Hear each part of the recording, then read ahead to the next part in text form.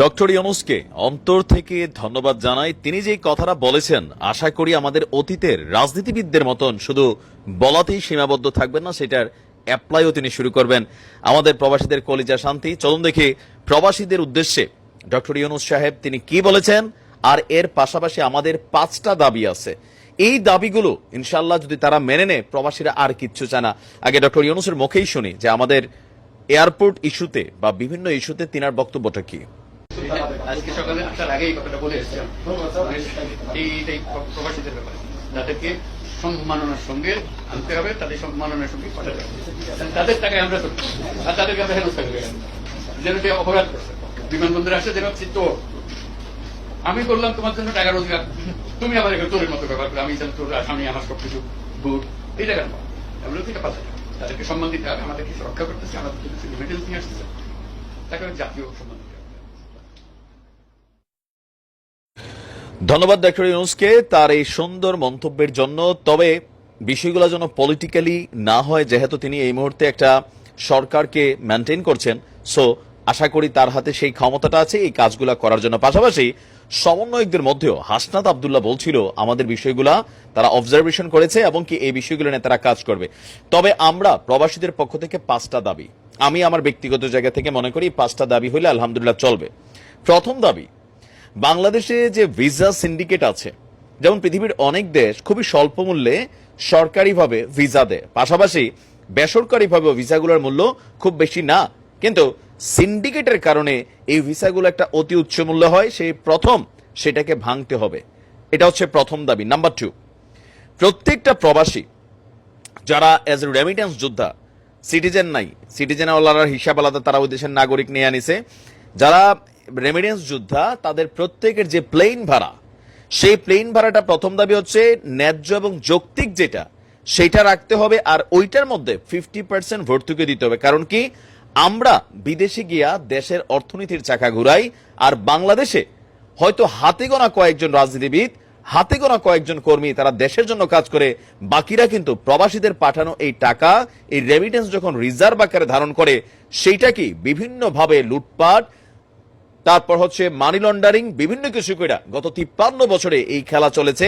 সেই জায়গাটাও বন্ধ করতে হবে। সো প্রবাসীদের প্লেনের যে ভাড়াটা সেখানে একটা ভর্তুকি দিতে হবে। নাম্বার 3, পৃথিবীর সব দেশের জন্য দরকার নেই, মিডল ইস্ট সহ, মালয়েশিয়া সহ, সিঙ্গাপুর সহ আরো বেশ কিছু দেশ আছে যেখানে আমাদের প্রবাসী ভাইরা মাত্র 50,000 বা এর নিচেও অথবা এর কাছাকাছি 50-60,000 টাকা বেতনে তারা চাকরি করে। ওই মানুষগুলা যদি কেউ প্রবাসে মারা যায়, তাহলে তাদের লাশটা বিনামূল্যে সরকার বাংলাদেশে পৌঁছে দিবে। সব দেশ দরকার নেই কেন বললাম, আমরা যারা কোরিয়া আছি, জাপান আছি, ইউরোপের বিভিন্ন দেশে আছে, আমরা আলহামদুলিল্লাহ মাসে 2-4-5 লাখ টাকা কামাই, আমাদের এই ফাউ সুযোগ দরকার নাই। এটা শুধুমাত্র রাষ্ট্রের ওই মানুষগুলোর জন্য তারা এই সহযোগিতাটা করবে যারা মিডল ইস্টে আছে, কারণ ওইখানে খুবই স্বল্প বেতনে মানুষ চাকরি করে। সো এটা আরেকটা দাবি। নাম্বার 4, আমাদের প্রবাসীরা যখন আমরা বাংলাদেশে যাই, আমাদের পাসপোর্ট অনেক সময় সংশোধন করতে হয়, এনআইডিতে সমস্যা থাকে, জন্ম নিবন্ধনের কাজ করতে হয়, প্রত্যেকটা জায়গায় আমাদের কিছু থাকে। খুবই অল্প সময়ের জন্য আমরা প্রবাস থেকে দেশে যাই, এর মাঝখানে গিয়া হয় কি, এই ধান্দাবাজি 2 নম্বরের সিন্ডিকেট বাটপাড়ির কারণে একটা কাজে আমাদের লম্বা সময় ডিস্টারবেন্স হয়, অনেক প্রবাসী সময় মতো যাইতেও পারে না। সো এই ক্ষেত্রে প্রত্যেকটা থানা, উপজেলা, ইউনিয়ন, জেলা, সিটি কর্পোরেশন, প্রত্যেকটা জায়গায় প্রবাসীদের জন্য আলাদা একটা হেল্পিং ডেস্ক থাকতে হবে, যেখানে গেলে প্রবাসীরা অতি দ্রুত তারা তাদের সার্ভিসগুলো পাবে, এটা নিশ্চিত করতে হবে। নাম্বার 5, ইউরোপ আমেরিকা অনেকগুলো দেশ বাদ দিলে মিডল ইস্টের, বিশেষ করে মিডল ইস্ট সহ মালয়েশিয়া, সিঙ্গাপুর সহ আরো কিছু দেশ আছে যেখানে বাংলাদেশি দূতাবাসের যারা কর্মচারী আছেন তারা নিজেদেরকে ঠিক প্রধানমন্ত্রীর মতনই ভাবেন। ওইখানে গেলে তাদের ভাবসা পারে, বেটা তোর চাকরি হচ্ছে আমাদের টাকা দিয়া।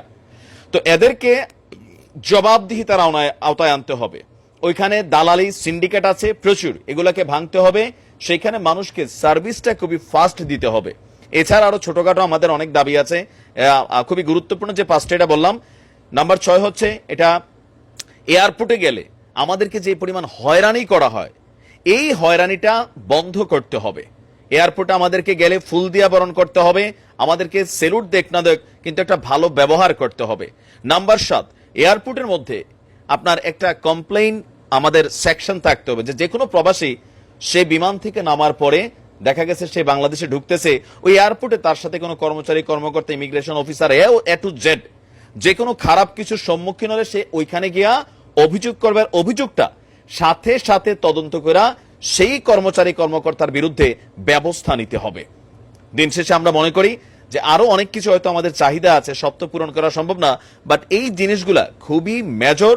আশা করি ডক্টর ইউনূসের নেতৃত্বে যে সরকার আসছে তারা এইটা করে দেখাই দিয়া গেলে ওই আওয়ামী লীগ বিএনপির আমরা যারা পাগলা সমর্থক আছি ভাই ভাই করি, কিন্তু প্রবাসী থেকে আইসা এয়ারপোর্টে গেলে মারা খাই, তো এই জিনিসটা রাজনৈতিক সরকারগুলো এতদিন বলছে করে নাই, কিন্তু এখন একবার যদি কইরা দিয়া যায় বাকিরা সামনে আসতে বসবে কেমনে করতে হবে। আশা করি ডক্টর ইউনূসের সরকার এটা বাস্তবায়ন করবে। ভালো থাকবেন, আসসালামু আলাইকুম।